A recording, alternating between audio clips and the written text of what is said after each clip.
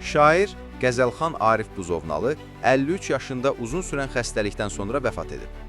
Gözaltı xəbər verir ki, bu barədə APA-ya mərhumun yaxınları məlumat verib. Bildirilib ki, o, bugün yaşadığı evdə dünyasını dəyişib. Arif Buzovnalı Buzovna qəbirstanlığında dəfn olunacaq. Qeyd edək ki, Arif Buzovnalı 1972-ci ildə Bakının Buzovna qəsəbəsində anadan olub. 1979-cu, 1989-cu illərdə Buzovna qəsəbəsindəki 26 saylı orta məktəbdə təhsil alıb. 1990-cı ildə hərbi xidmətə yollanıb. 1993-cü ildə Azərbaycan Pedaqoji İnstitutuna qəbul olunsa da, təhsilinə başlamadan könüllü şəkildə Qarabağ cəbhəsinə gedib və atəşkəsə qədər, yəni 1994-cü il 1 mayadək Əzizbəyev adına Könüllülər batalyonunda döyüşüb.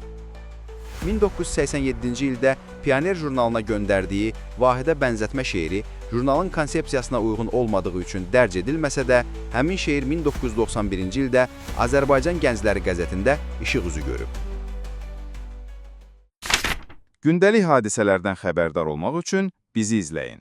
Söz altında yox, göz altıda qalın.